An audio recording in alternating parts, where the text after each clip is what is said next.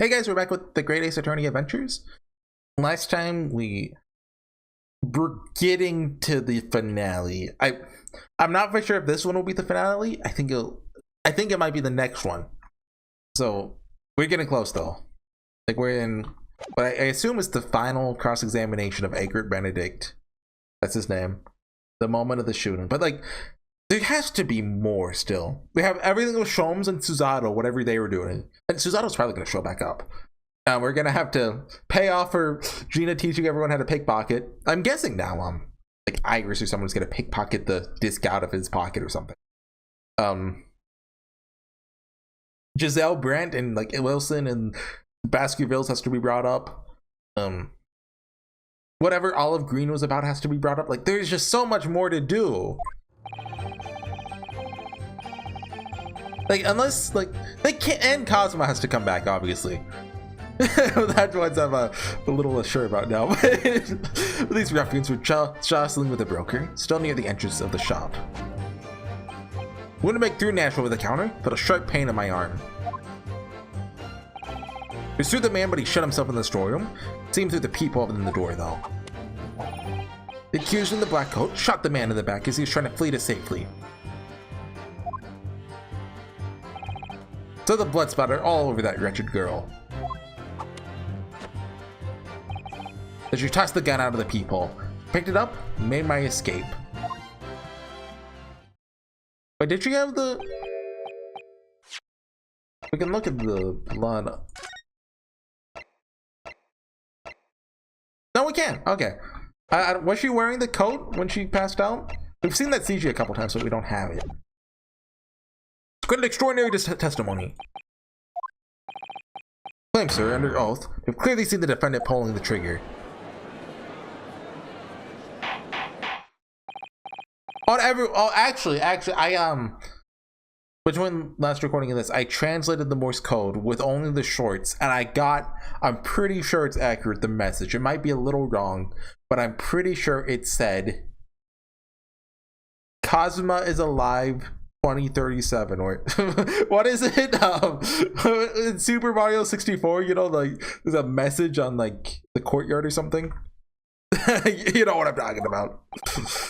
Wasn't my intention to testify in this way. But neither is my intention to be found guilty of a murder I didn't commit. So you see, my hand has been forced. Tell the truth now is an act of self-preservation. Exclamation point. Truth? Until now, the prosecution was completely unaware of these details. Yes, well, sorry about that.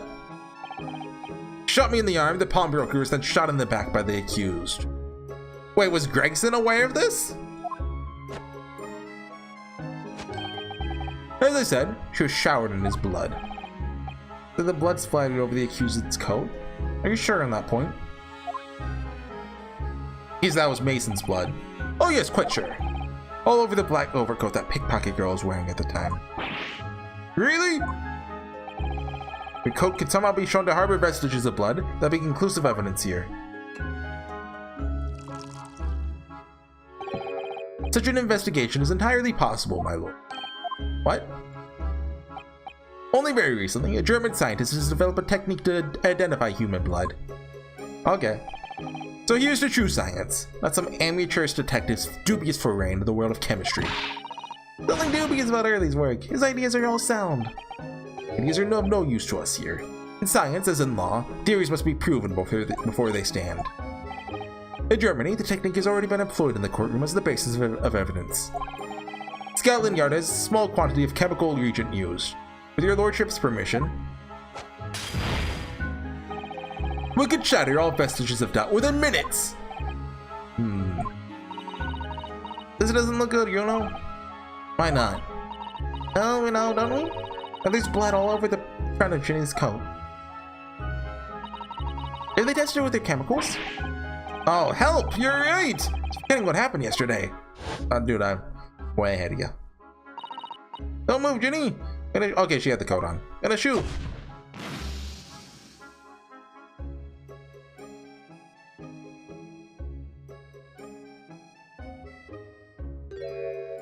Okay. That's not when it makes blood. That stain is from 2 months ago. Mr. Mason's blood from when you were stabbed by McGilded, who was wearing the coat at the time. Wait, hold on. The defense objects to the test proposed by the prosecution. Hold on. I want to look at the... Well, you're shot in the back, so the blood wouldn't have gotten on her.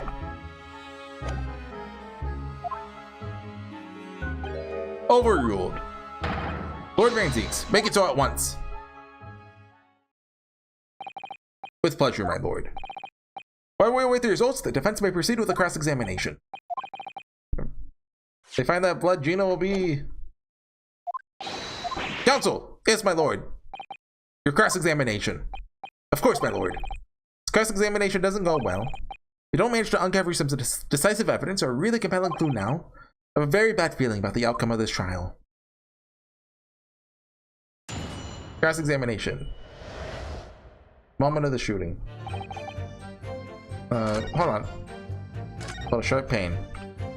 The people. Shot the man in the back as he's trying to flee to safety. So the blood splatter all over that wretched girl. Let's press this first. All over her? Yes, to the people, I saw it clearly. Stains are invisible now, with the coat being such a dark color. But I assure you, the garment is solely with the victim's blood. It is solely with blood, that's for sure. But it's not Mr. Windeback's blood, is it? Oh, that's right. It's Mr. Mason Milverton's blood from when you were stabbed. So annoying. If only they'd accept Hurley's chemical analysis, we could prove that. They won't. Unfortunately, we can't use it as evidence. Father. Okay, will they just let us present this, or is there more... Is it a different angle they're going at here? It's like, look, there's no blood on his... Well, hardly any blood on his back, right? Objection! No, come on! That's sound reasoning. They even used that earlier in the case, didn't they? Okay, we're going through it all. He's near the entrance to the shop.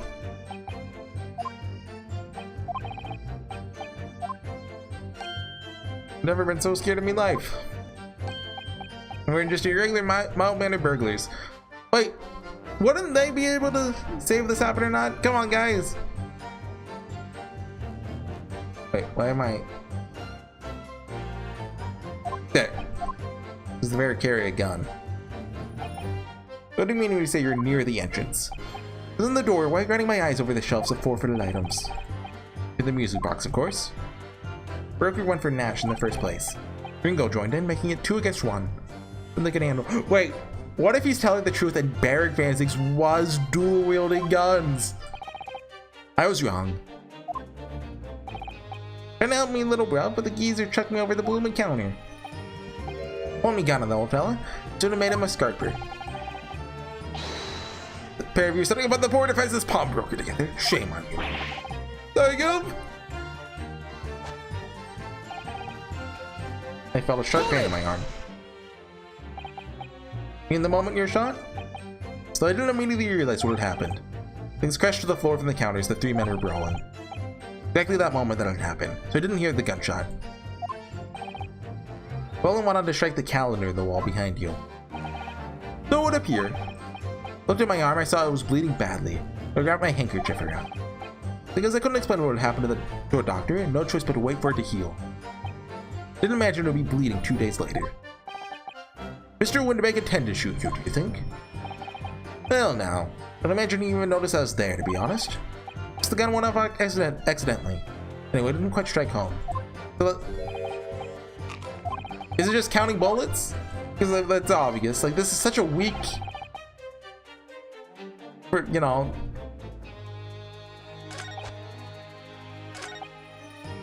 Do we have... The 3rd bullet? That's the one in Sholmes, so that's the one they fired. Windeback's gun. Signs of a single discharge. But probably... Press it first so we don't lose another HP just in case. There's Windeback's gun, which only had a single bullet when fired. As we've already established, that bullet was fired by you. Oh, but no! Wasn't the broker's gun the pickpocket girl? What? The bullet grazed my arm. The Skulkin's gun grounded the detective. This was another gun entirely. A 3rd. Where? Okay, where did it go? Clearly, there had to be a third firearm involved. You must have had her own gun with her at the time. But no other gun was found at the scene. Ha ha ha ha! Calm yourself, Counsel. Sorry? Consider the events in order. Okay? First I saw the broker and girl glaring at each other, then all of a sudden, the broker turned her gun. At that moment, little gutter rat shot him in the back. Chilling image, I must say.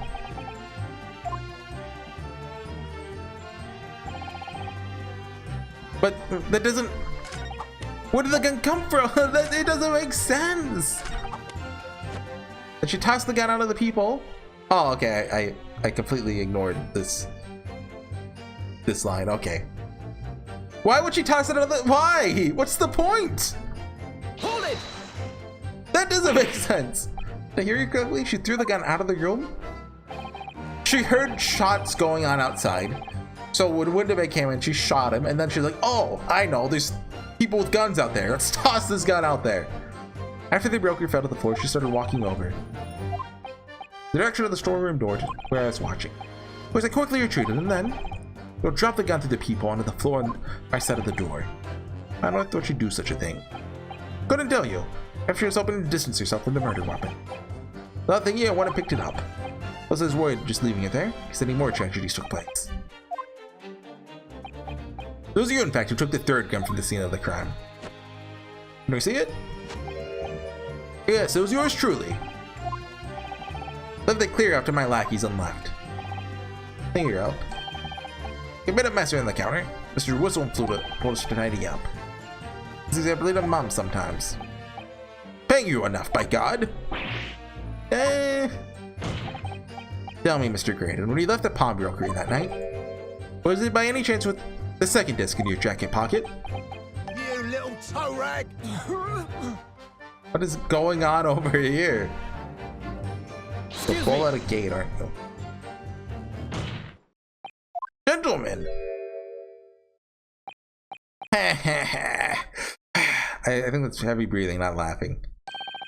Something wrong, Sunshine? Be my line? You do realize you're violently shaking, Mr. Skulkin? Blimey, this dude's a bit of a hooligan, ain't he? What's going on just now? You saw me grab me whistle. By the blazes, he said. Didn't you mention the third gun when we got you down at the station? Why didn't you? You didn't know nothing about it. That flaming peephole in the door. Sorry about that. Can't be prone to losing my rag sometimes. Are they actually gonna bring up the cat door device? Not hurt, are ya?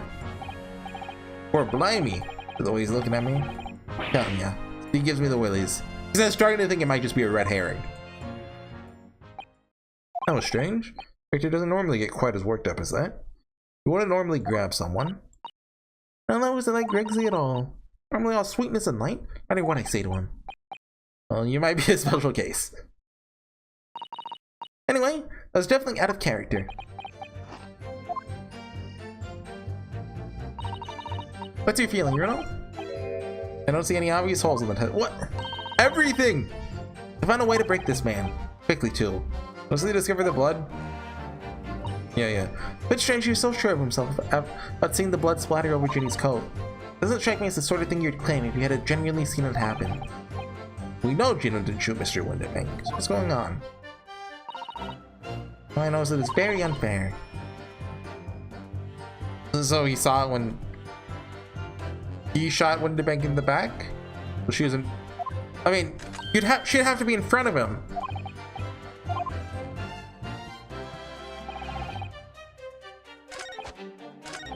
But I already presented the thing. Shot himself in the storeroom. Looking through the peephole in the door, though. Shot the man in the back. He's just trying to flee to safety.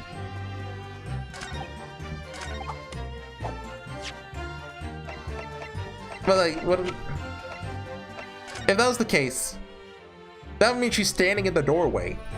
Like, what do I present here? There's.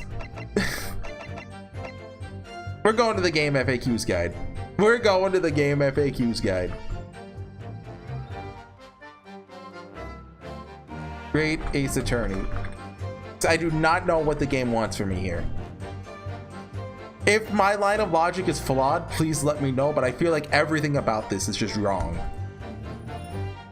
Clouded Court Girl, Unspeakable Story. Is that what this case is called?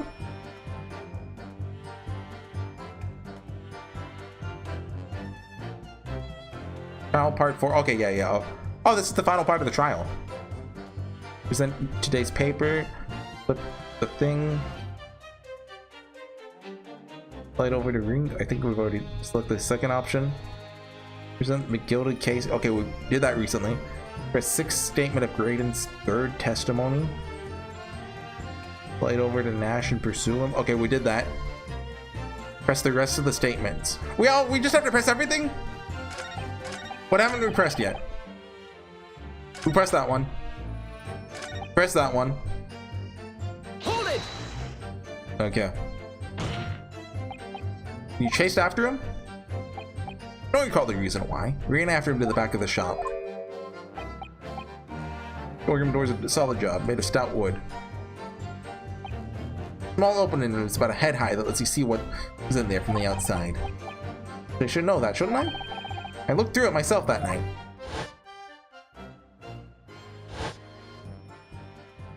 Wait, hold on. There's something I want to check. Do I still have footage from before? No, I have to go to my channel. Hold on. Part 26, here we go. I actually already had my YouTube page up, so that's perfect. Was that door there? Go to the left side. It's blocked with a curtain. Those little scoundrels. That door wasn't there. Not likely, Gov. Didn't see nothing of the sort, Gov. Now these two buffoons are even aware of the people's existence. Vulcan brothers are there, but they didn't see the killing of Mr. Winterbank. I don't know how that's relevant. Like, Gina must have made it, right? But like, or she would have said, I don't even know. In the strong room, I can see the broker and that young girl standing there. The defendant. So neither of them noticed that I was looking. Girl raised her gun and pointed it straight at the man. And then what do you see next? Okay. My lord! Questioning your lordship's permission to interrupt the cross-examination. Explain yourself, officer. Of the results of the test that was ordered earlier, my lord. The blood. The accused's overcoat. Thank you, officer. Very well. Cross-examination is hereby temporarily suspended. Presume you have no objection, counsel? No, my lord. It better not make us do another summation examination, I swear. There you have it. The report, please, Inspector. Yes, sir. Traces of human blood were found on the overcoat of the defendant, Miss Gina Lestrade. The extent of the stains appear that they were the result of a splattering following a gunshot wound. Does that mean Mason was shot, not stabbed? Or is it just, you know, stabbing is similar to... End of report. Goodness me!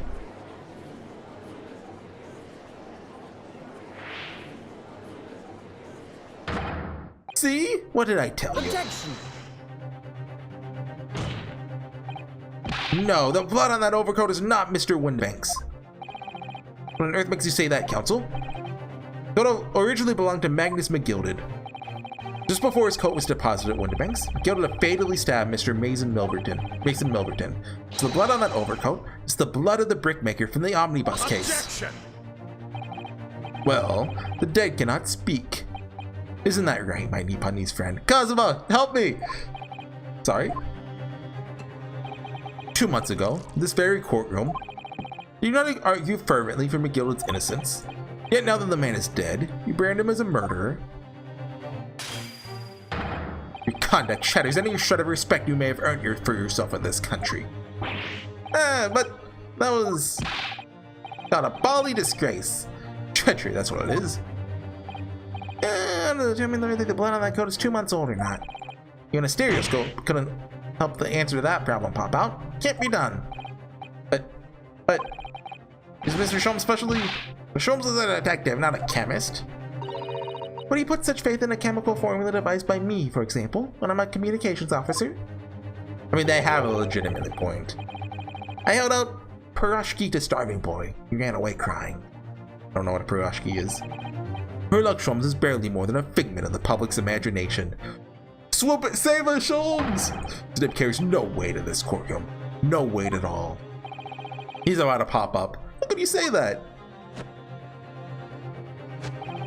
Victory is sweet indeed! This proves that my testimony is the whole truth from start to finish.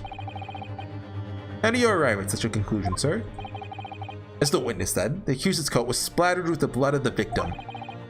The only way that Mr. Graydon could possibly have known that fact is if he saw it happen, like if he shot through the people. In other words, his testimony is solid and the conclusion is singular. It was the accused who shot the victim in this case. That is the whole truth. But no, this feels way too flimsy. My lord! A long battle this. No, do not make me do another. I swear, game. Old Warhorse has something to say now, if you please. Foreman?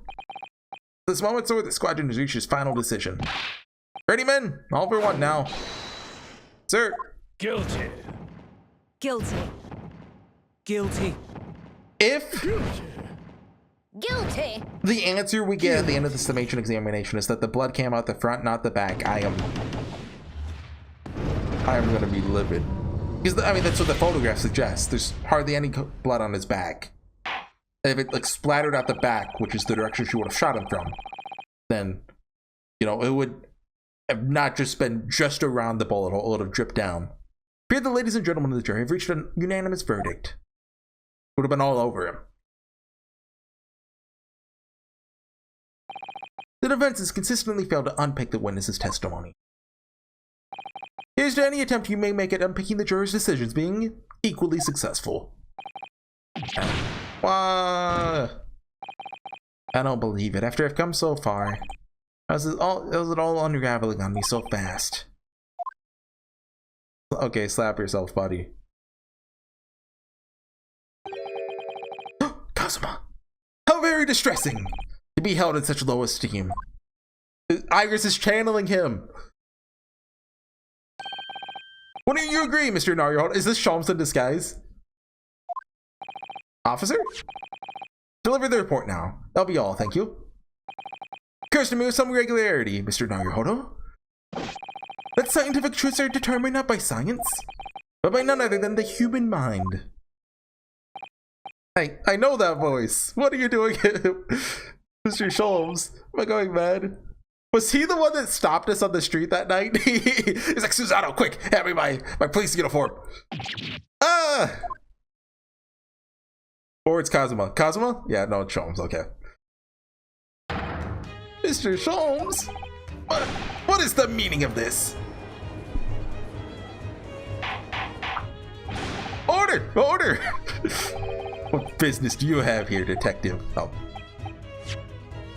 Well, last I heard, you're recuperating in a hospital. As well I would be, had I not set upon an errand. Okay, so basically the second before he showed up, this case was like the worst final case in my mind. But now that Sholmes is here, it's, you know, it's the best. As well I would be, had I not been set upon an errand. What errand? Early, it's really you. You're awake at last. Yes, good day, Iris. I appear to be rather late to rise. My apologies. Now, my lord, if you'll humor me. In what manner, sir? I have something of great importance I wish to give to the young lawyer over there. Kazuma's headband! Need no more than 5 minutes. Would you be so kind as to spare us the time? What say you to this, Lord Van Zeeks? He literally just said that he's a figment of the public's imagination. He has no bearing in the courtroom. Trial's taken many hours of the court's time. Spending so long already, we can spare 5 more minutes. Exactly, I haven't spent so long already. We don't want to go waste any more precious time. As I was saying, spent so long already, it seems churlish to deny the defense a mere 5 minutes. He's nice! Very well then. Counsel, you have 5 minutes. Hi, Sholmes. Oh, he changed his outfit. That took 3 minutes. My dear fellow, I apologize for my tardy arrival. Mr. Sholmes, you alright now? Iris is so happy. Alright, I'm all wrong. Sorry? There's a knife inside of me. Well, they just managed to summon the strength to stand, man. That's the judge for 5 minutes. We know you're lying. I fear that may even prove too much for me. Pray forgive me should I pass out. Well, I mean, I guess he did have the surgery. Let's make this discussion as short as possible. Early, this place is full of idiots. None of them can see how wonderful your chemical blood analysis is. Oh well, that concoction of mine is really just a bit of sport to assist me in my investigations. Never took the trouble to refine it for appraisal by the scientific community and oversight on my part. Right. Honesty? Surely not. But enough of that. I'm here to give you this, my dear fellow. Oh, Susato gave it. Oh, Susato packed us a lunch! What's that, a lavender Oroshiki wrapping? A leaving present from Miss Susato. From Miss Susato? If possible, matters are to be settled without me giving you this. Those were her instructions, so she asked me to do her this favor. Do you think Kazuma left this for us? I don't understand. Don't look directly at the camera, I'm scared. Miss Susato foresaw today's events, I believe. She knew that the culprit would attempt to escape justice by means both devious and underhand. And that you, Mr. Naruhodo, fighting fairly as you are wont to do, find yourself in considerable peril. At that very moment of crisis, you are to be given this small parcel. Those are the dear lady's instructions. Leaving present? What could it be? The cat door? Okay, what is this? Oh, it's the machine I made. Ah. I don't see how it's relevant though. Like, I mean, I've been on this since the beginning, right? It's obvious Chekhov's cat door machine, but look, I use this. You see, because it had an icon, obviously. What is that? Oh, the cat flap. Although, I mean, I say that, but also like Case 4 had those two characters who never showed up again: the Shakespeare guy and the guy with the chin.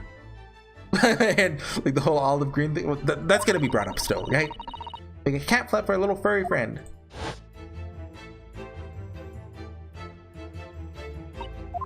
What's Susie up to? Miss Susato muttered the following words before she left. I'm a failure. I don't deserve to be a judicial assistant. What? Did you say something like that? You really are the best judicial assistant in the world. Well, that's extremely flattering. I'm sorry to say that I've been a complete failure. Whatever did she mean by that, Mr. Sholmes? That night, does it bother anyone else that everyone's lips are the same color as their skin? Is it too late to be pointing that out? Did I just ruin everyone's lives? That night, when you left Mr. Windibanks in pursuit of the thieves, because like, you know, most anime characters, they don't even draw the lips. But like the lips here are detailed, but they're just the same color as skin. Like, I think it's especially noticeable in Susato. Miss Susato made use of this contraption for a certain purpose. That is your answer, dear fellow. Not at all cryptic then. Susato used that cat flapomat that night? But did she break in first? Cat flapomat. Wagahai killed him! It was the cat the whole time! That's why she's fleeing the country. She committed a crime. Your 5 minutes is over. We're out of time already?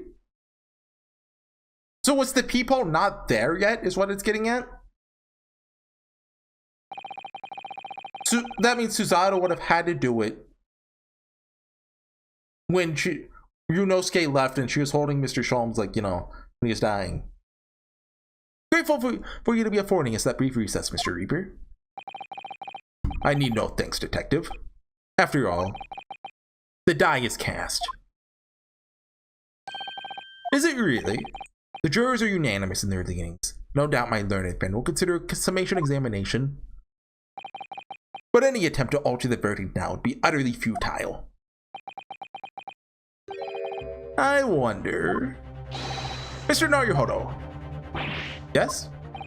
The rest is down to you, dear fellow. What is your plan? The rest is down to me?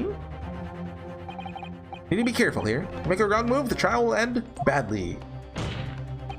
My lord, the defense requests. I think a further cross-examination.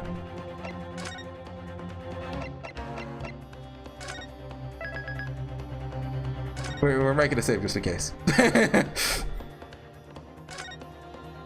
Tobias, you doing good?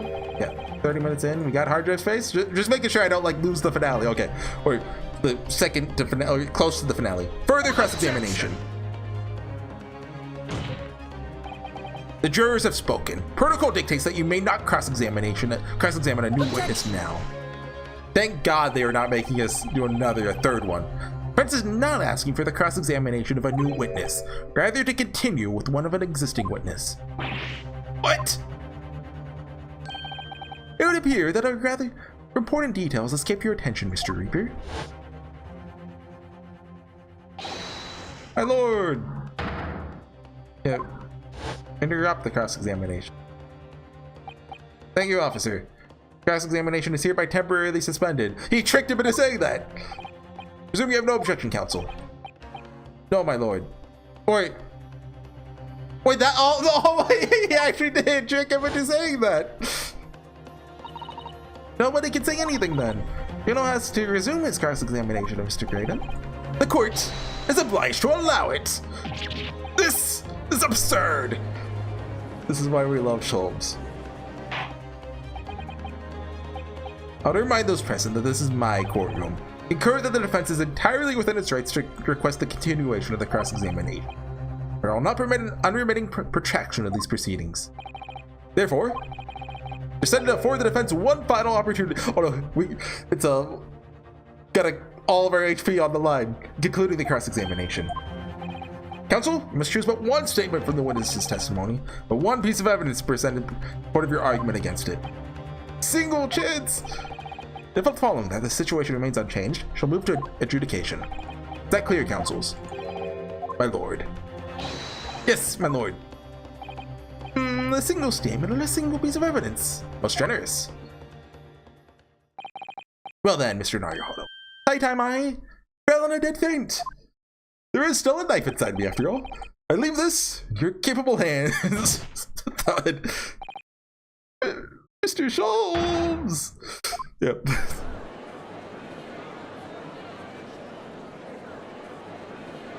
Oh, is that the stereoscope? Oh no, that's the torch or the candlestick.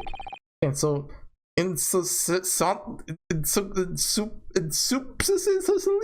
before the court in a state of such high fever. Either the man has extraordinary strength of mind or an extraordinary lack of feeling.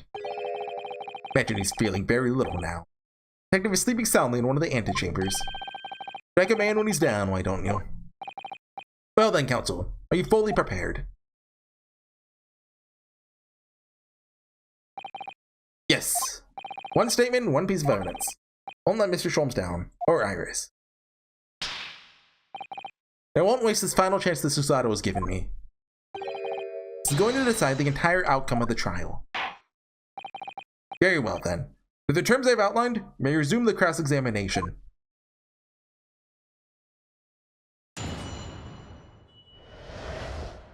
Moment of the shooting again. Okay, let's make a save. I don't know if they're actually doing this.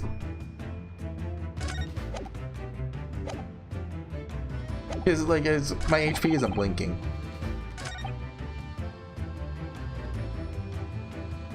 It's gotta be this one. Just present it, or can I press it first? Hold it! Objection! No pressing? No, my learned friend, I take issue with you. Oops. Made it very clear. Okay. Just wanted to make sure. Oh, come on! That's my HP! To the people, okay. But hold on. I just want to make sure there's no other mention of the people. You saw the blood splatter. What? It could really be a couple of them. But I think this is the most obvious. Cat Buckleman. What on earth is that eccentric contraption, Council? Oh, it's my cat flap-o-mat, my lord. It's a way to get for cats to get in and out of a room. Cut through any door you can think of, like a new little door in the middle of it. That's right, my lord. It's a device for creating so-called cat flaps. Small doors for cats. Sure, we can all work that out for ourselves. The cat lover's contrivance has no possible relevance to this case. Oh, really? Of course it doesn't. Start with, there's no cat flap in the pawnbroker's door. Being a keeper of cats myself, I'm afraid I fail to see what this has to do with the matter at hand. This, perhaps it would help if I described its function another way then. This is a peak Ace Attorney, just presenting, you know, random evidence. Like, let's bring out the metal detector! This contraption is able to create a peephole in any door you can imagine in practically no time at all. I beg your pardon? A peephole, you say? 2 nights ago, we arrived at the scene only minutes after the murder of Mr. Windebank had taken place. That's right. According to the paperwork in the yard, it was you, your Japanese assistant, and Sholmes.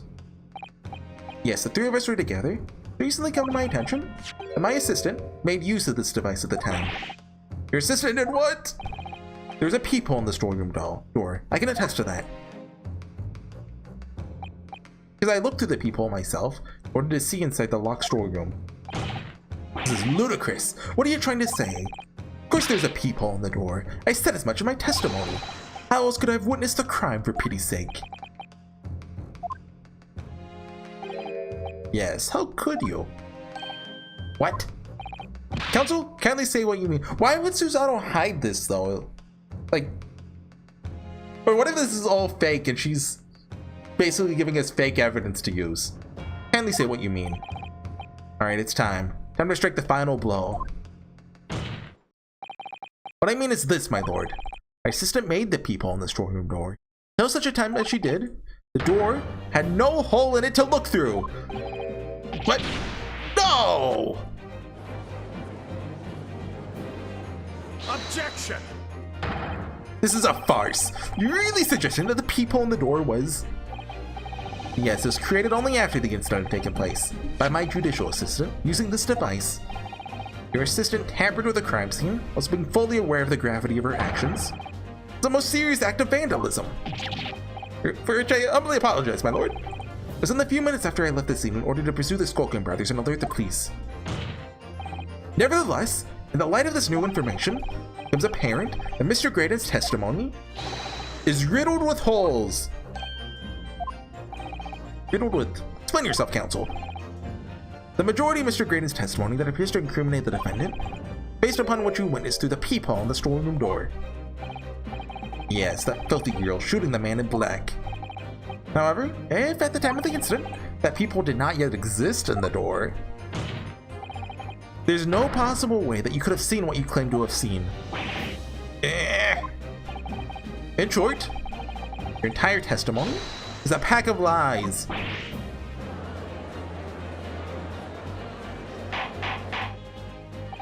Order! Order! Is there any credence in this revelation? Objection! None whatsoever. My learned friend must surely realize. Exactly. This is just some cheap trick designed to discredit me. Cheap tricks. Tell that, but, you know, I bet... Wait, hold on, I'm looking, like, I'm afraid to look it up. Because we know Kazuma's actually alive, but you know who I imagine as Japanese voice actor is? Kyosuke from Little Busters, same guy. Afraid not, my sir. Of course it is. Seriously expect people to believe that? Wait, hold on. I know how to... Hold on. We're looking this up. We're breaking in. Little Busters Kyosuke voice actor. That is Hikaru... No, that's Young. Oh, no, Hikaru Midorikawa. That's gotta be Kyosuke. I'm telling you, that's Kyosuke. That's how I imagine Kyosuke's voice. Video games. 2015, I think? If it's not him, I'm gonna feel defeated. It's not him. Dang it. It should be him. Designed to be very powerful and cut through even the toughest of doors. It's absurd. I don't believe it for a second. I had a feeling you'd say that. What? Waggy, ooh, time for dinner. What? Why is he?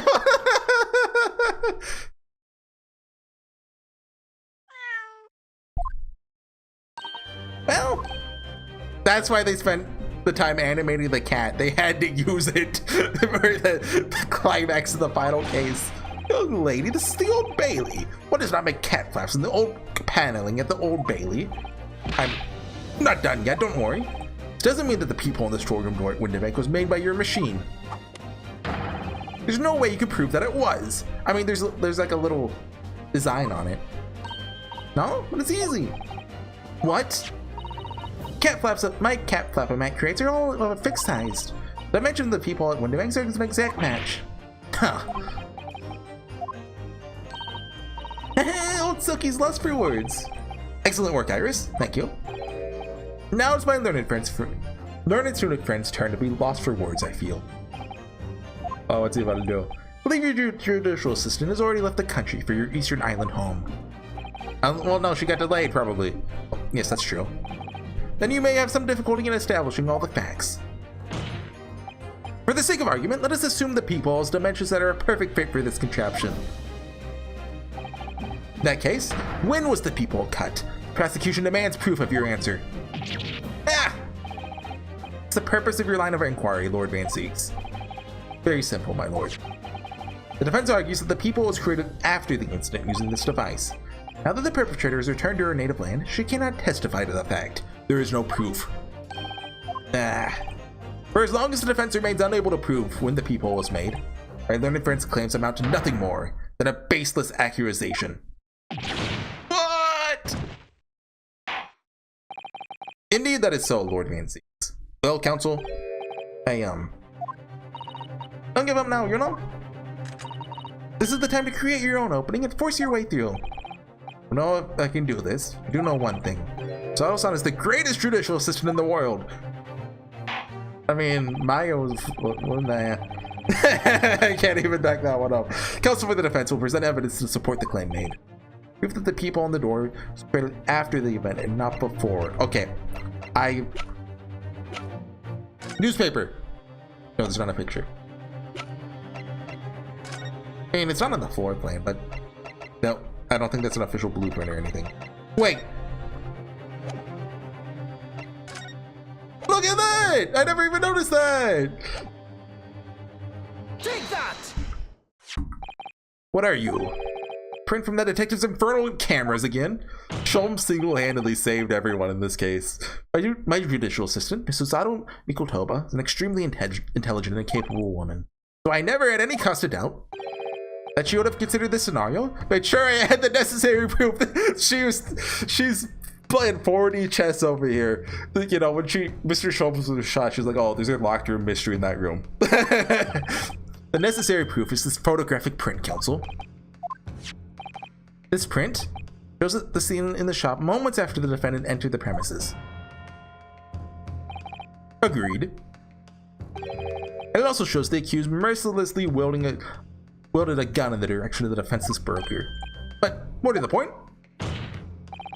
pictures the storeroom door in the background. Let me see that print again. Stereoscope guy, get out here. See if you can spot the difference. I don't believe it. It really is quite remarkable. The door to the storeroom, completely devoid of the people of any description. Ah! Mr. Graydon, you couldn't possibly have witnessed the crime as you claim to have done. Because at the time it happened, there was no peephole in the door. In other words, your testimony is a catalog of lies.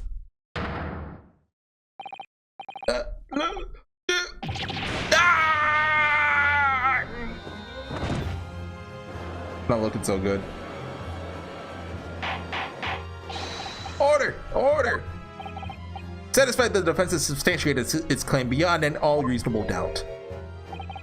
This witness's testimony was entirely fallacious. It's not the only thing we now know beyond all reasonable doubt. My learned friend's assistant's guilt can no longer be denied. That woman tampered with the crime scene while she's already out of the country. See ya! More importantly, good lord, there's more, Lord Van Seeks. Defense may have established a reprehensible instance of perjury, but that is no proof of that this man is the victim's killer. Yes, that's right. What? I was there at the scene. Oh, how did they throw the gun out of the people then? I was there at the scene, it's true. I was shot in the arm, it's true. But that's all. Yes, in fact, if you look at the circumstances, I am the victim here. No, come on. I don't believe this. They're right. As it stands now, I don't have any definitive proof that he's the culprit. Like, it's the gonk. Oh, can't worm his way out of it now. Iris, you know what they say? There's no point in locking the cat's door after the cat is bolted. Yeah, that's what they say. Isn't that right, you know? Is that an actual saying? I've never heard that. Charlie always says, once you eliminate, oh, one lie begets another. No, wait, that might have been a line I wrote for him in one of my stories. No matter who said it first, you're right. Mr. Graydon, not only did you give false testimony to the court, the lies you told make no sense. Make no sense? What do you mean by such a remark? Well, you said in your testimony. It feels like you know something you shouldn't have known. In other words, there's a fundamental inconsistency in your statements. What? Objection! Oh, also, how do you know the coat got blood on it? Yeah. This is provocative talk, counsel. Won't you enlighten the court? Explain this alleged inconsistency. Anyways, was right. One lie begets another. Inconsistency is revealed by the lies in the witness's statement. Show that Mr. Graydon has a knowledge of something he shouldn't have known anything about anyway. I mean, well, how? I feel like the third gun not being at the crime scene is way more important than the bloodstains on my coat, but...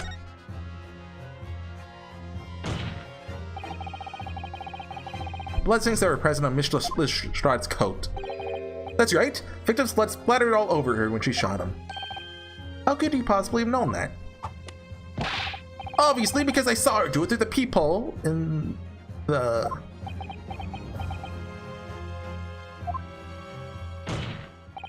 The point is not that you lied in your testimony, Mr. Graydon.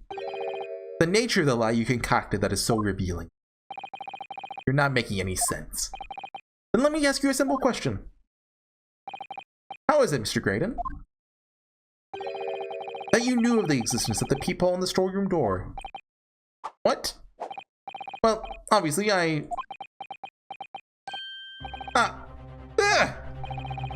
cat got your tongue, witness. Peephole in the door was made after the incident occurred. Once they returned to the shop, having failed to catch the two burglars, Scotland Yard's investigators arrived immediately.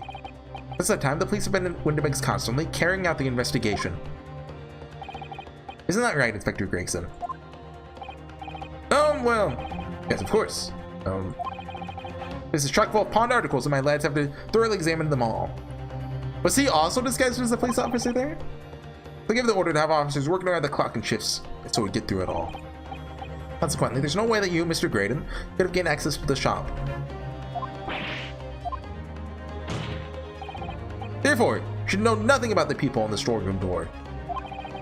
The fact that its existence forms the basis of your testimony is completely inexplicable.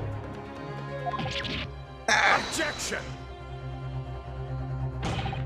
And yet, the fact remains that Mr. Graydon did maintain that he witnessed the crime takes place through the peephole in the door. How on earth is that possible? Could I have a word, please, Lord Van Zeeks? Speak, Inspector. Just that I really ought to be getting back to the station now to put in my report. It's really not the Morgan end of this testimony, so it's all the same to you. Permission denied. Oh. Not all the same to me, Inspector. Not at all. You will remain exactly where you are until this trial concludes. He's about to get fired. Of course, sir. Mr. Graydon. You shouldn't have known about the existence of that peephole. Which could only mean you must have been informed about it by somebody else. Oh! Objection! Gregson! Stop there, my learned friend. You realize, I trust, that the words you just uttered have extremely serious implications. Yes. The defense believes that the details about the case that Mr. Graydon claims to have seen must have been revealed to him by a certain person before his testimony.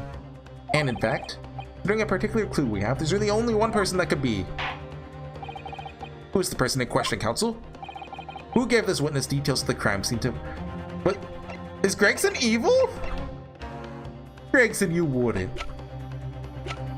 Bear Kensix! I mean... Take that! The truth is... Well, it can only have been you, Inspector Gregson. Me? Objection! Better have some proof to substantiate such a rash claim, my learned friend. Consider the fact that we have only been aware of Mr. Ashley Graydon's identity for the last few hours. We learned of it only during the course of the trial today. Indeed. When did he leave the crime? I guess he left right after shooting and the guy stayed. Okay. He did not pretend to be a cop. Come on, that would have been cool though. Preparations for his testimony were made with great urgency during the hour-long recess. While the police executed this opponent and brought the man here from the communication station. Till that time, Mr. Graydon would have had no idea. No inkling that he would suddenly be required to appear in court. Are you suggesting that until such time as he was summoned? Yes, my lord. Till then, it's reasonable to assume he knew nothing of the peephole. It was only once Mr. Graydon was in the stand that he realized his position. That he have to defend himself against the accusation that he was the third intruder, and they were whispering to each other. You're suggesting to the court that as while this trial was in progress that he received the information so that he could commit perjury in order to save his skin. Exactly. The only person with knowledge of the investigation that he had any contact with is you, Inspector Gregson. This is a bloomin' outrage. Why would I be giving away details of our investigations to this fella, eh?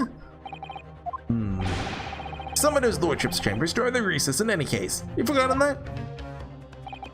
Quite true, and a number of questions regarding the events that transpired at the pawnbrokery. He wasn't paying attention to the trial at all. He was like, Gregson, fill me in. Which means... First time these two laid eyes on each other was after proceedings resumed following the recess. Since then, they've been in full view in the stand. Such illicit discussions we saw them! Could it possibly have occurred? Ah. Oh, just remember something, you know? What is it, Iris? I have short-term memory loss. So one time before, wasn't there? I think it was when Jenny was testifying. Oh, now that you mention it.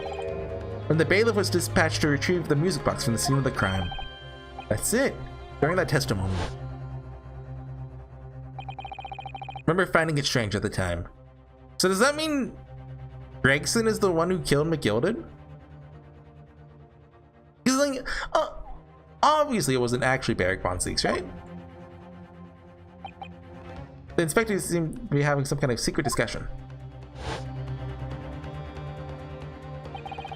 It would have been possible for you to give Mr. Graydon the information he needed then.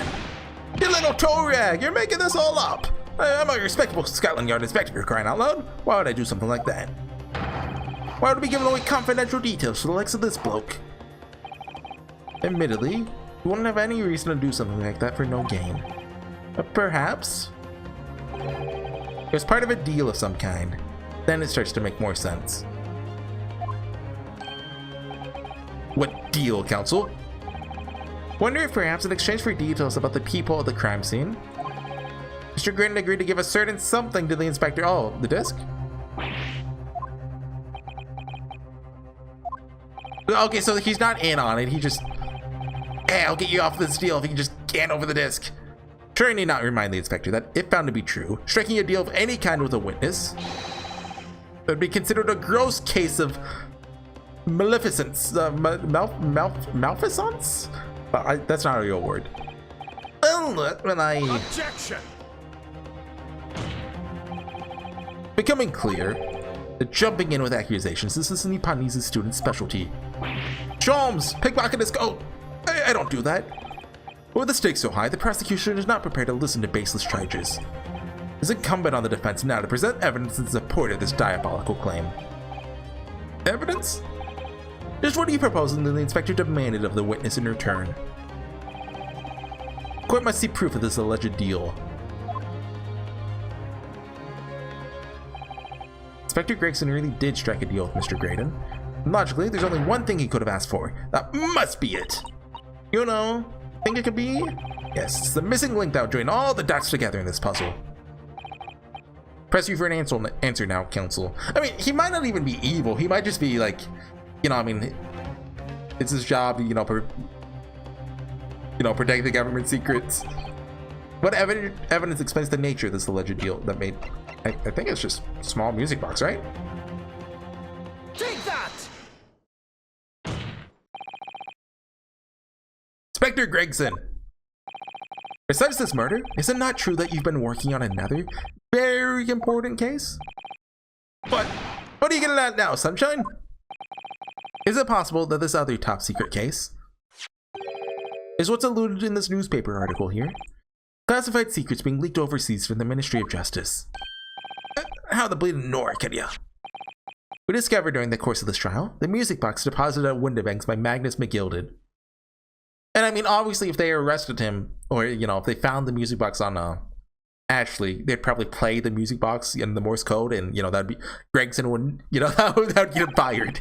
Special music box designed to play 2 discs at once. Seems very likely now, encoded on the pair of discs that were in McGilded's possession are the leaked classified secrets. So I put it to you, Inspector. In order to recover the second of the discs containing those secrets, you covertly made a deal with Mr. Graydon, which exchanged the disc for details of the case. You little Skolgan Brothers are just having fun up there. Order! Order! Order! The day of the incident, when we met you at Windibanks, you said this. I'll be taking the whatever it is at McGilded's down to the yard, thank you very much. Who killed McGilded? Or killed McGilded then? So hand it over. No, don't give it to him. Mine, that is. Mine. Because I mean, it is possible McGilded is actually dead. Or it could have been Babbo and then McGilded did it. But I assume the disc might give it up. Maybe? No, the disc is, you know, before Babbo's dead. Sorry, miss. Anything belonging to McGilded has to be taken in as evidence now. Scotland Yard already knew at that time, isn't that right? That Magnus McGilded was involved in the stealing of government secrets. My orders were, cover the medium used to convey the secrets leaked from the ministry, do it on the QT, strictly hush-hush. And that explains why, when I presented this disc as evidence to the court, you objected so heavily, I presume. Because you knew that it contained highly confidential information. Well, I mean, not likely. I mean, wasn't that sure of it myself. I realized there's a possibility, that's all. Inspector, surely you're not saying that in order to acquire the second of these music box discs, you did indeed reveal confidential details of the crime scene to the witness. To aid and abet this man in giving false testimony? So did he not realize that this guy is like almost definitely involved in all of this? There's no other way that Mr. Graydon could have known of the existence of the people. It's the only explanation. A deal was struck between these two men. Oh, yeah! Objection! If, and I stress if, this sobering assertion turns out to be founded in truth, it would mean that the second disc is, as we speak, in this very courtroom. Wait, what? In this room? How could he possibly make a claim like that? Yeah, like what if, you know, you just told him the location of it? His Inspector Grayson is a Scotland Yard detective. What? What's that supposed to mean, eh? As a seasoned policeman, the inspector will have approached this alleged deal with caution. Oh, okay. Certainly, he would not have accepted a gentleman's agreement in this matter. No, he would have insisted on having the article agreed upon in the palm of his hand. Good gracious, then you mean to say Inspector Grayson already has the item in question in his possession, and Sholmes took it off him. He has the second disc actually on his person? Yes. That's a good use of yes. Vincent demands that the inspectors searched at once. Definitely. They only have struck a deal with each other when Jenny was testifying before, because he hasn't moved from the witness stand since. My lord, please, order an examination of his personal effects immediately. Well, Inspector? It's in the French fries. It is the French fries. The young lad wants to tone down his imagination. insulted me and my profession quite enough. However, if I put this matter to bed and dispel any doubts about my involvement, I'll happily submit to a body search. What? Gonna agree to it? Okay, we're gonna get nude Gregson scene. Prepare yourselves. Presume you're aware of the precipice on which you now teeter, my learned student friend. We had a most serious allegation against Scotland Yard here. If, following the search of the inspector's personal effects, no disc is found, you'll be deemed unfit for court service. The trial will end. My country's government will formally demand of yours that you are severely reprimanded. It's not serious. Indeed, if a visiting student made such defamatory remarks about our country's most senior police force, yeah, they'll give me a slap on the wrist and be like, good job, buddy, you did great, when I get back to Japan. Which is finally what happened to Giselle Brent. It's not something Her Majesty's government will be able to overlook. It is threatening Bruno because he's scared. The accusation is beyond serious. You must be prepared for grave consequences. It's true. Can't imagine Gregson would have accepted a gentleman's agreement for something so critical. The disc must have physically changed hands, which the inspector should have it. Somehow, it doesn't quite feel right here. Very well, counsel. You know the implications. Let me ask you one final time. Yes, my lord. You still persist in formally requesting... I think Sholmes actually has it. I've been waiting for that pickpocketing thing to come back for so long now. Search someone else.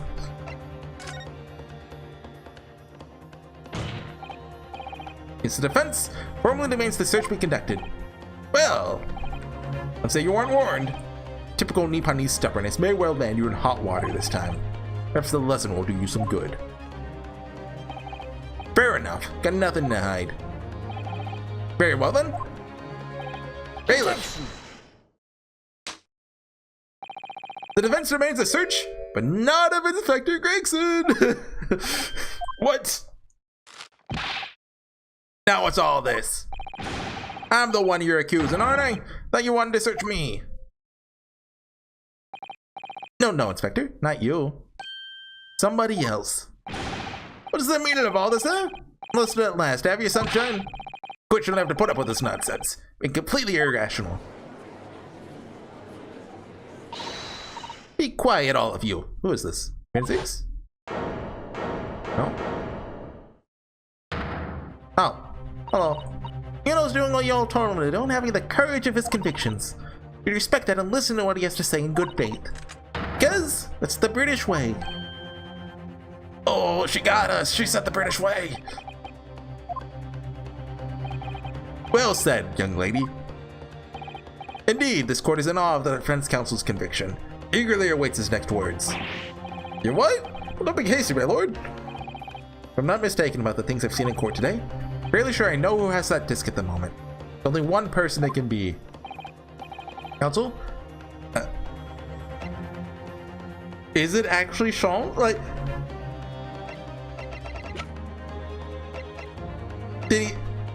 Did he pass it off somehow? Because, like, if Sholmes pickpocketed him, Gregson wouldn't know that, right? We're making a save. I want to believe that it is Sholmes.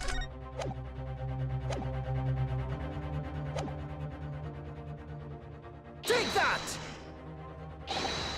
My lord, it's not Sholmes? Objection! No, come on! Okay, are we getting the Barrack von Zeke's H scene now? Only one place could have hidden it then. Perhaps in another person's spot. I mean, I feel like you want to do that. Wait! Oh, remember when he was... like, you know, they were fighting? Take that! My lord, Mr. Nash Skulkin. Well, I never. Me? Him? Hey, well done, bailiff. Restrain the witness to conduct a thorough search of his personal effects. Please, my lord. Inspector? Scotland Yard, has to object to this search. Objection! Unfortunately for you, Inspector, your objections carry no weight here. In this courtroom, only the prosecution and the defense have the authority to object. But Lord Van Ziggs, I have no idea what forces are in play that might influence your actions. But personally, I have no intention of obstructing the course of this trial. Ah! Bailiff, carry out the search. No, hold on, Amal. I don't know nothing. Nothing about no disc. Get it out! Kya! Here, my lord, the witness's pocket. I found this. Good lord, that's another music box disc. I don't know nothing about it. Nothing. Gotcha. That is the second music box disc left behind by Magnus McGilden. Is it not, Inspector Gregson? How far in are we? Over and out, jeez. We can go along this one. Order! Mr. Skulkin, what have you to say for yourself? Gordon, Bennett, I mean just... Gordon Fleming Bennett. How did this get there? So I didn't know nothing about that disc, honest to God. Counsel, please explain what exactly is going on here. Alleged deal that struck was between this witness and this detective, no? Without question, my lord. Then for pity's sake, why on earth was this man in possession of the disc that the inspector traded for information? Inspector Gregson is a shrewd, calculating man who rarely loses his composure. At one particular point of this trial, he exhibited some unusual behavior for a brief moment. I don't recall. What unusual behavior? It was during my cross-examination of Mr. Graydon. Yeah. When he answered my question, the inspector appeared to have grabbed Nash Skulkin by his coat and was shaking him violently. Yeah, you did it all. I mean, noggin was gonna fall clean off, I did. I was wishing I'd been born as me brother, I was. What exactly happened to make the detective attack you like that? I ain't got a clue. Just suddenly turned and grabbed me, whistle like I was started shaking me. Well, the place didn't mention the third gun when he got you down to the station. That's what he said. Got it right down me old ear hole, he did. It was still throbbing now. The way the detective behaved then was extremely out of character. Looking back now, it must have been then that he did it. That was the opportunity Inspector Gregson created for himself in order to hide the disc. Well, bless my wig, he hit it? You... I'm afraid I failed to comprehend the motive here. The detective had acquired the disc he was after. Why on earth would he then proceed to hide it in another man's pocket? So it won't get found, plus like these guys are going to be arrested anyway, so... This is the code of law. He could have submitted the item as evidence. He didn't want us reading the Morse code. It appeared, my lord, the inspector was not at liberty to do that. Why ever not? The man himself revealed earlier, his current assignment has some special conditions. My orders were? Yeah. We read this 10 minutes ago. Hush, hush. Top secret assignment, is it? As far as we're aware, the information stolen comes from confidential government communications. It seemed that if the information were to be revealed in court as evidence, it would be problematic. Does that sum up the situation, Inspector? Operating under direct orders from the Ministry. But I'm not at liberty to answer that question. So, realizing there's a chance that you may be searched here in court, took steps to hide the disc you had acquired from the witness. Does this mean... He only pretended to attack Mr. Skulkin in order to get close enough to him. He slipped the second disc into his pocket. It was all a pretense? Those french fries are going to be squished. Well now, Inspector Gregson, and you, Mr. Graydon. Are you prepared to admit to the accusation made against you of this alleged deal? Are they going to break down together? Are they going to do like ballet?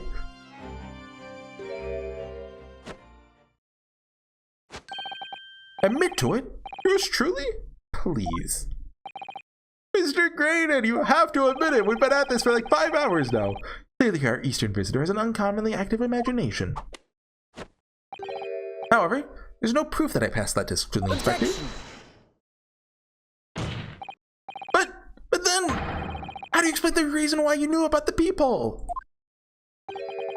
I'm under no obligation to explain. What? Yes, I lied in my testimony. That I admit, so sentence me accordingly. That is all I admit. I mean, couldn't Gregson just come out and say it?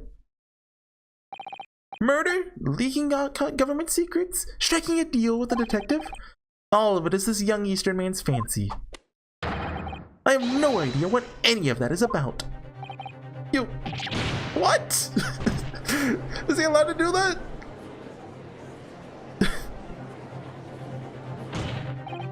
Well, what about you then, Inspector Gregson? You're meant to making a deal with Mr. Gradle in order to acquire the disc? Ladies and gent of the jury, Scotland Yard Inspector, I declare this and nothing more. Acted in the best interest of the country. Whatever I've done, it's been in the name of justice. Well, justice for, you know, your country, not for, you know, innocent little, innocent Gina. So as members of the public of this fine country, I'd like to think that justice will be your guide and light when you make your decisions.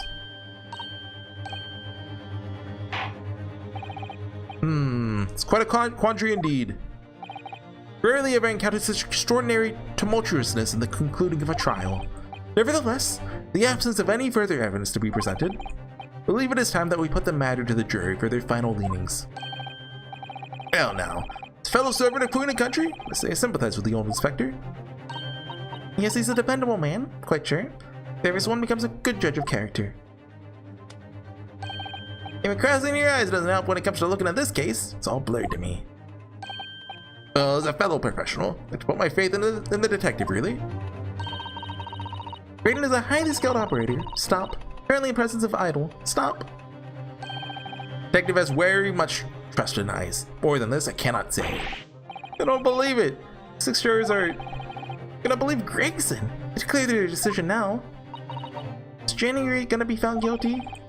Don't manage to produce some definitive evidence right now, then we're gonna lose. Like, Sholmes, did you set up a camera back there? Are there some proof that Graydon killed Mr. Winbank or stole those government secrets? Some evidence to force Gregson into admitting that he struck a deal with the witness. Well then, counsel. I think it's time I imposed on the jurors to declare their final decisions, no? That is, so you have some compelling evidence you have thus far not presented to the court? What? Hey, I'm gonna publish the story if you don't do anything!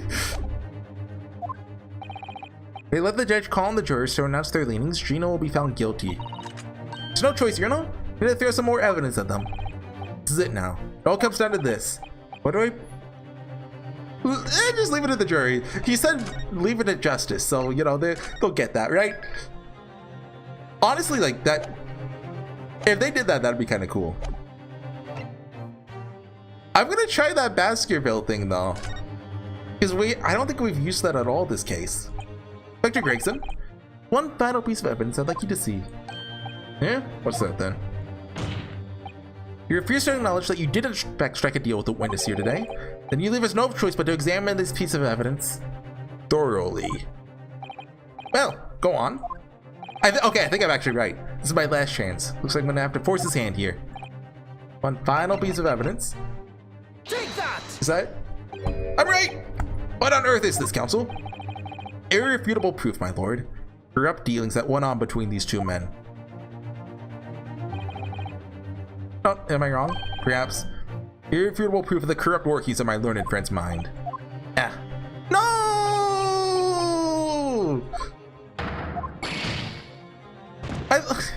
You see my train of thought there, right? Like, we're bringing up like whatever Sholmes doesn't want people to know about, because Gregson would have been involved in that. He struck the deal at the very last possible moment.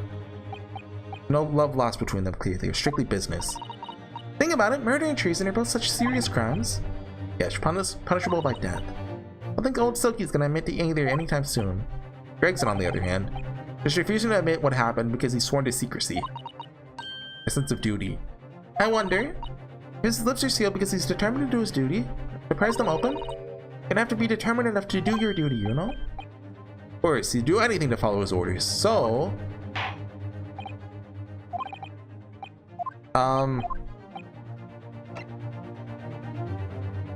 What? Wait, hold on. Representation papers? Okay, there's nothing in here, like I'm allowed to examine the evidence. You see where that's going, right? The gilded... Wait, hold on, did we get the... No, we didn't get the blood thing. Is it, let me play the music out loud? I mean, that could be it, honestly. Should I try that? Let's do it. Take that! Oh, is that Mr. McGilded's peculiar music box, Council? Yes, with a disc already in place ready to play. I think perhaps now would be a good time to listen to the sound produced by the music box again. Only this time, with the second disc we've just discovered set in place as well. Okay. Goodness! This disc, Council? No, wait! I can't let you do that! Why not? Because, well, this has got nothing to do with the case, that's why.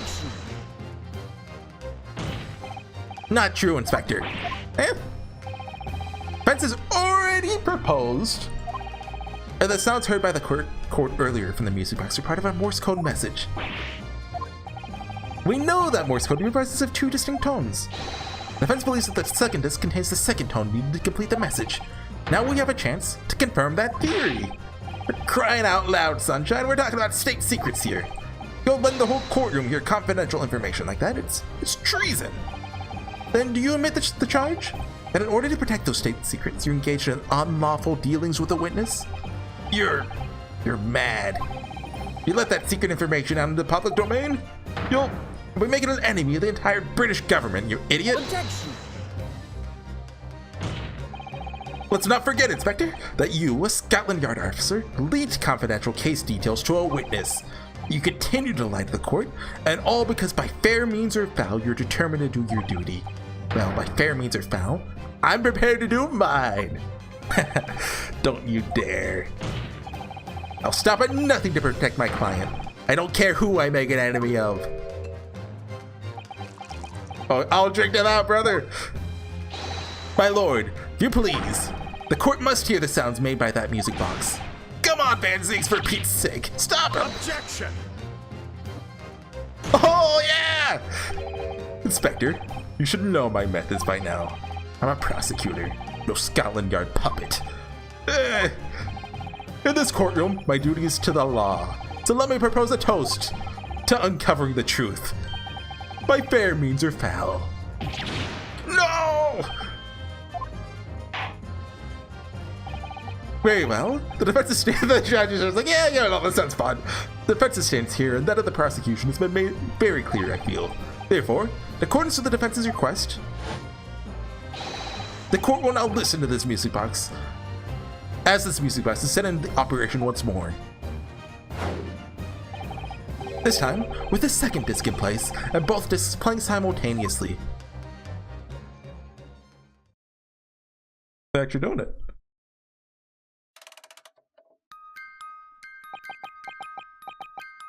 Juror number 5, translate please. Listen to that. It's unmistakable now. It's Morse code. Hold it. Alright, I admit it. Whatever you want. For the love of God. Shut that blooming box up! Okay. What did the start of that say? Because, like, that can't be, like, a full, like, you know, very long message. Gotta be, you know, short phrases. Let me ask you again, Inspector Gregson. Did you, or did you not, strike a deal with the witness next to you on the stand, Mr. Ashley Graydon? Specifically, did you furnish the witness with confidential case details in exchange for this music box disc? You reveal the existence of the people in the pawnbroker's storeroom, Inspector. I did. Stop! What are you doing, man? It's all exactly like the young Eastern lawyer said. Trial resumed after the recess. We're stood here in the stand together. And that's when he approached me with the deal. Shut up, you imbecile! Shut up! Psst, you there. You're the detective who turned up at the pawnbroker the other day, aren't you? May I have something you're looking for, Inspector? With me at this very moment. How about a trade? Suggest you accept? Or information that may make certain individuals uncomfortable will soon become very public indeed. Couldn't let that information become public knowledge. Not under any circumstances. Which is why he let, the first couple of words play out, for everyone. So accepted the man's proposal. Told him details about the case that should have put him in the clear. Peephole in the storeroom door. The bloodstains on the overcoat. By giving false testimony, the witness intended to have the defendant wrongly accused of murder. Inspector, you knew that. Yet you still revealed those details to facilitate their witness's perjury. I did. Then it turned out the peephole had only been made that night, after the incident took place. Scotland Yard wasn't aware of that, if I'm perfectly honest. Well, Mr. Graydon, what do you have to say for yourself?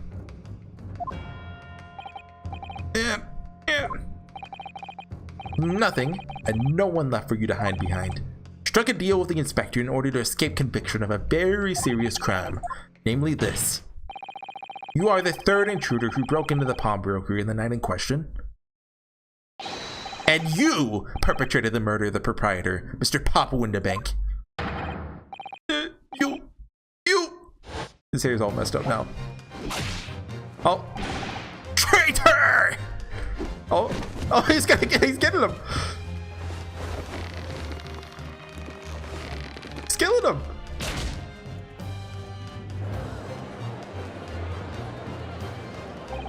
Bailiff! Restrain that man.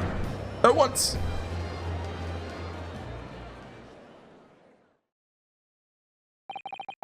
That's it then. It's all over. Is it?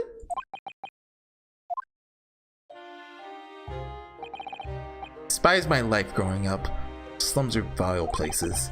Cursed from birth. Born into poverty, the son of a penniless artisan. Parents did nothing but quarrel all day long. The little money they had was never spent on me.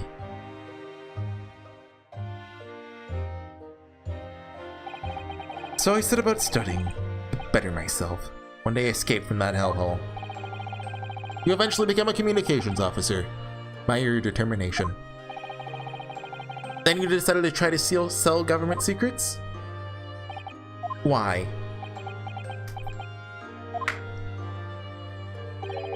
Isn't it obvious? Because I wanted money.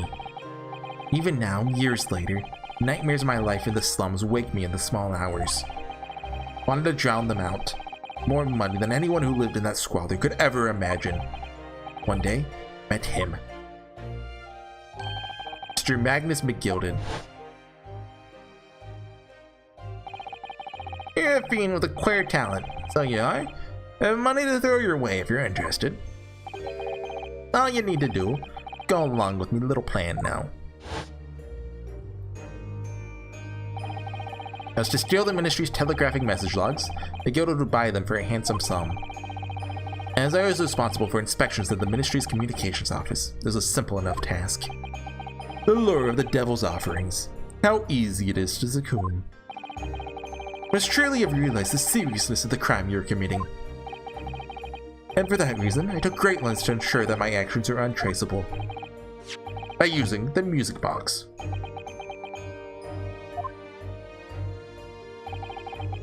My father was a brickmaker, but my mother divorced him when I was still a child.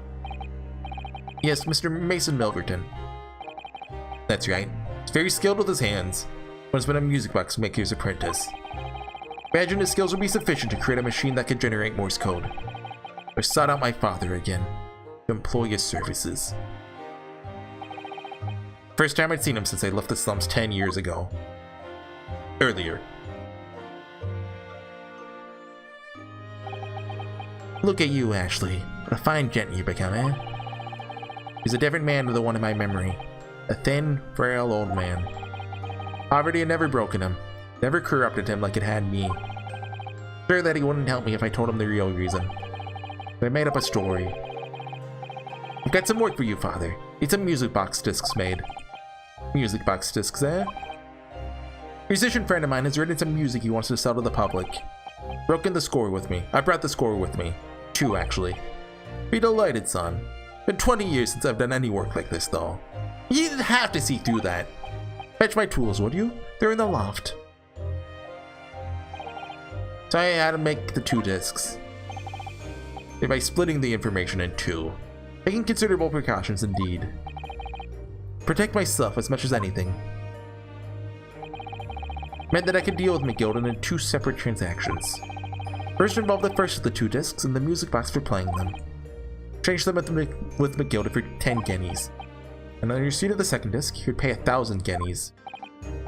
So, what happened on the omnibus 2 months ago? It's the second part of a deal. The exchange of the second disc? Yes. Sold the man information that way a number of times already. And became reluctant to part with his money. That doesn't quite make sense, Mr. Graydon. Or why was it on the omnibus 2 months ago? Your father, Mr. Milverton, is the one dealing with Mr. McGilden, and not yourself. When I received the 1,000 guineas after my first completed dealing with McGilden, said to give 200 to my father for his troubles. My father realized something was amiss. Probably when he made music just with only 1 note. Time he worked out I must be involved in something dubious. When he did, he said to me, "Next time there's an exchange, you'll let your own man do it, understand? Otherwise I won't take your money anymore."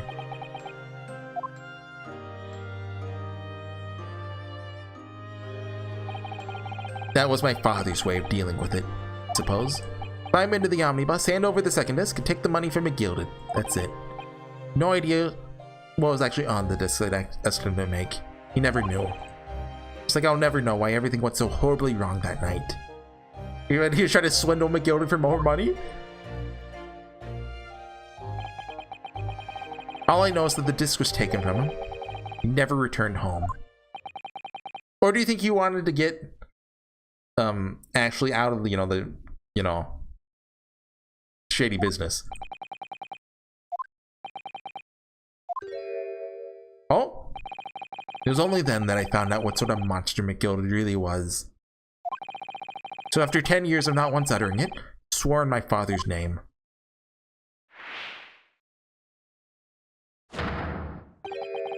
To exact revenge.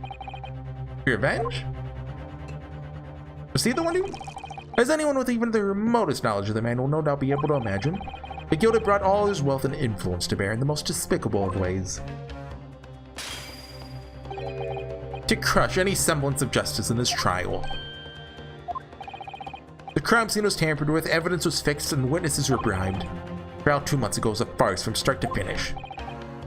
He had barely touched British soil back then. Walked into that hornet's nest, completely unaware of the sinister background to it all. I had plenty of money out of my dealings with McGilden by then. I spared nothing in my arrangements 2 months ago. Knew exactly who to hire. You're willing to pay the price? There are people in this city willing to do anything you ask. McGilden himself had shown me that. You're saying that... I think you have the picture now. After he twisted everything in it to his favor in this courtroom to ensure he walked free, I took matters into my own hands. Delivered the justice that monster deserved. Still haven't seen the body though.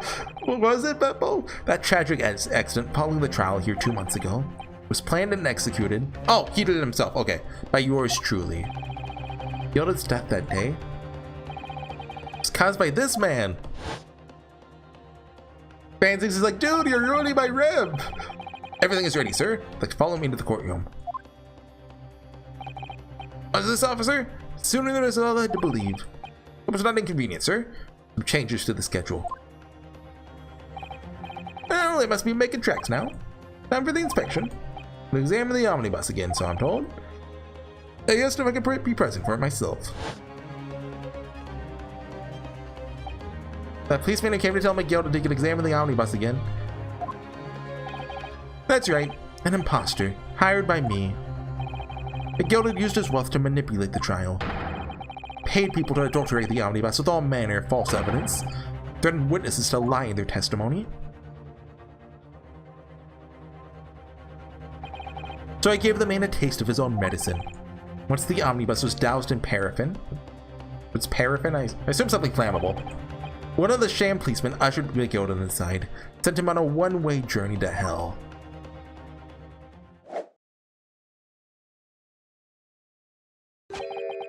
An eye for an eye. That's how I avenged my father's death. Spine-chilling account indeed. But that wasn't the end of it for me. There's a loose end, you see. A loose end? The disc. Yes, I should think it's obvious. The second disc, which my father had taken to exchange with McGilded. Yes. There's indeed no mention of it in the man's trial 2 months ago. Clearly because it had been removed from the scene of the crime. When I realized it was missing, I remembered something. Something from the first time I dealt with McGilded.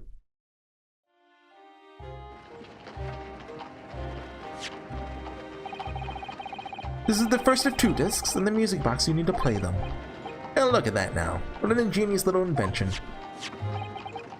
So then, as promised, 10 guineas for you, young man. Oh. What's this? Winterbank's pawnbrokery? Aye, it's a pawnbroker's ticket, so it is. Use it to redeem an article I've deposited there for you. Don't need to give a name. Stand over the ticket until the fiend the watchword. Put a jewel in pawn for you. Bet you good 10 guineas if you sell it, so I will. Never heard of a pawnbroker being used in quite that way before. Have you not, Mr. Graydon? London's pawnbrokeries are very useful places, you know? Each one is like an extremely secure vault. ...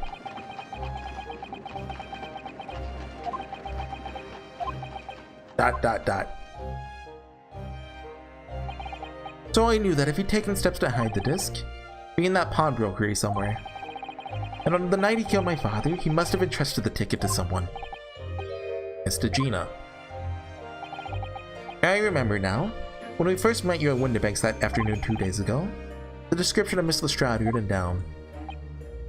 How do you know who you're looking at? He is at the trial, duh. From the trial, that pickpocket's testimony is clearly peculiar. Anyone could see that. Realized immediately she was another of McGilded's pawns. Must have threatened her somehow. Fairly convinced it would be her who had the ticket. I started to make some inquiries. I had a strong suspicion the girl would come out of the woodwork on the redemption deadline. He was absolutely right. And yes, sure enough, she did. All I needed to do was wait until the girl went to Winterbanks to redeem the articles. Fortunately, she redeemed only McGilded's overcoat and 1 disc that was in his pocket. The all-important music box with a second disc inside was missing, as it had already been forfeited 2 days earlier. I was unaware of that fact. Had I not been, it would have been avoided at my nighttime excursion. Meanwhile, as our investigation into the stolen government secrets was progressing, picked up with the fact that McGilded was involved. Inspector! He recovers fast. Orders to recover the stolen information as quickly as possible. We started gathering the fellow's possessions and examining whatever we could lay our hands on. Full-scale investigation going on at the yard. We had to keep it as quiet as we could. Then when the inspector here took the disc from me in the pawnbrokery that day, it became nervous.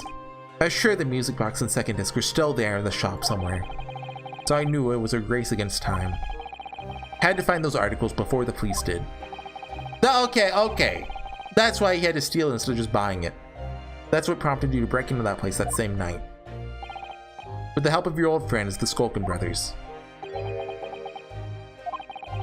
What happened that night in the pawnbrokery? I can only describe as a nightmare. Nash and Ringo were searching the counter, located the music box that sold to McGilded on the shelves of forfeited articles. And the second disc was inside. Yes, slipped it into my pocket with a very deep sigh of relief. But then, something entirely unexpected happened. What are you doing in my shop? Bang!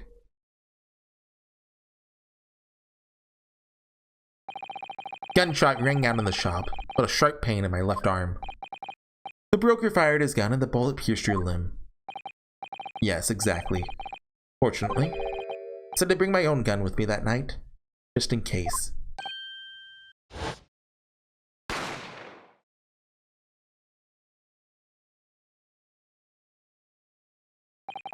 Before I knew what was happening, I fired back. Man had already turned to flee. I hadn't intended to fire in his direction, much less kill. Wouldn't he have to run forward to shoot him? Or, I mean, I guess it depends where they're standing. Fortunately for both of us, bullet hit home. Struck him in the middle of his back as he fled through the storeroom door for refuge.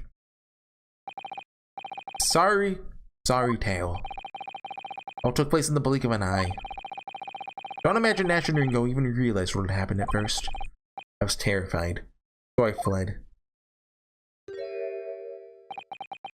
And that's the whole story. Everything that happened at Winterbanks on that wretched night.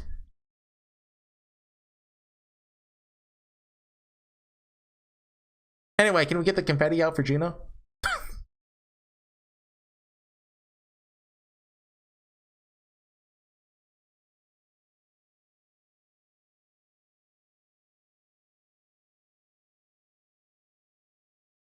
Dot dot dot.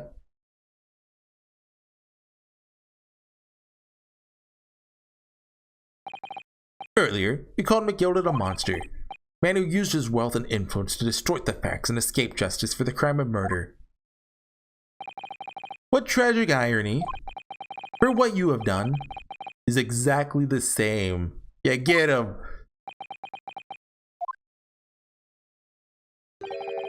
You've become the very monster you saw, despised so deeply and McGilded. Yes, I think I have.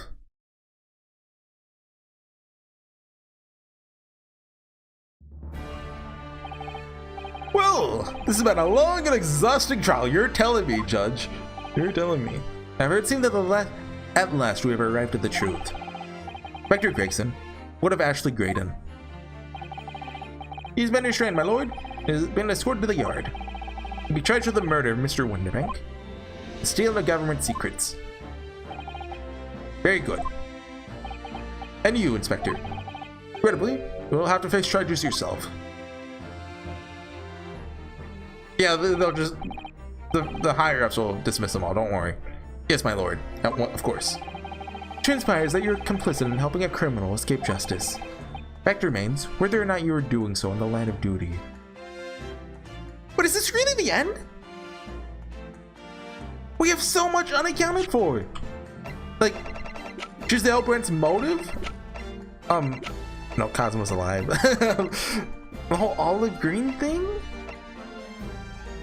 The Hound of the Battle? Are they saving all of this for the second game?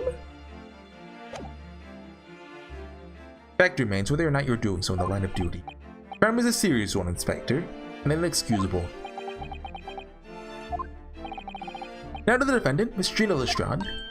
Oh, yeah? It is time for the final adjudication.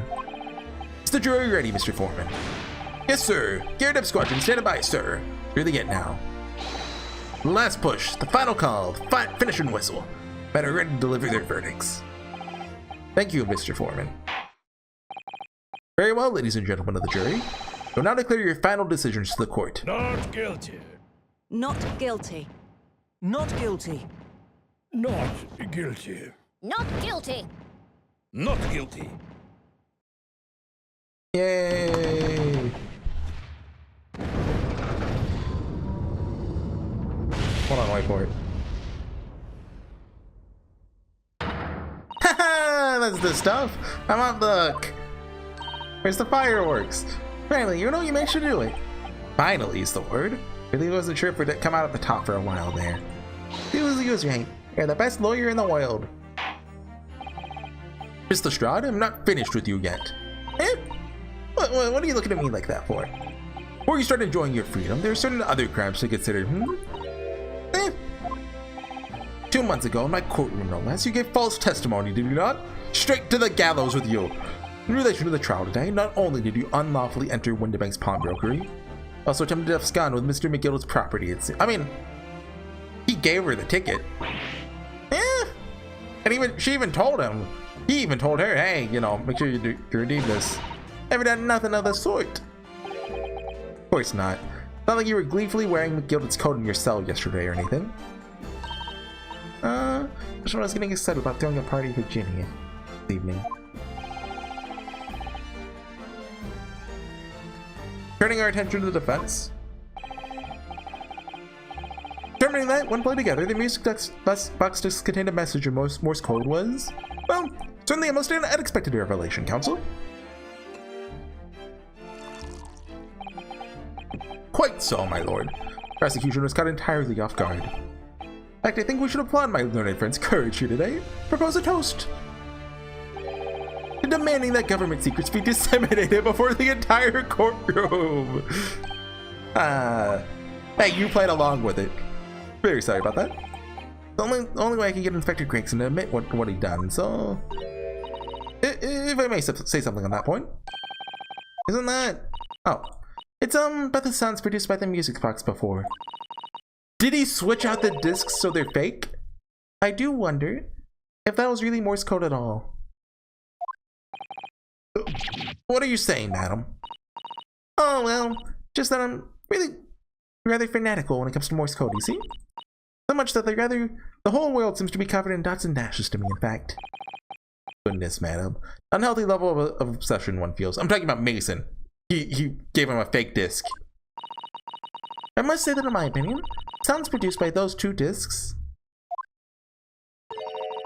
were nothing more than that. A meaningless series of two different tones. But, what? Did that really be? It wasn't Morse code after all? My lord, the defense would like to listen to the music box again. Are you off your nuts? How many times do I have to tell you? Those discs contain ministerial secrets, sunshine. This courtroom is not an appropriate forum to discuss the nature of government communications. We know McGilda conspired to trade national secrets with our enemies. Secrets acquired from Mr. Graydon. Now that the man has admitted to his crimes, we have no need to pursue this matter further. But it's really gonna bother me. Iris is smart. She knows what's going on. Miss Lestrade? Yeah, my lord? Now what you have seen today here in this courtroom has been extremely disturbing. Falsified evidence, intimidation, perjury, grim catalog of depravity. An appalling experience to befall any child. Come on, it ain't nothing I don't see most days in the back slums. I beg your pardon? If you're weak, you pay for it. That's just how life goes. Gina. But look, I reckon I've worked something out today. Well, it ain't fair, but if you wanted to change, you gotta start at home. You gotta change how you are yourself. Well, that was a very laudable lesson, I would say. Eagerly look forward to the born-again Miss Lestrade never gracing my courtroom with her presence again. I never said that. Now, with regard to the murder of Mr. Pop Windebank, proprietor of a pawnbrokery business on Baker Street, hereby declare the defendant, Miss Gina Lestrade. Whoa! Confetti! Whoa!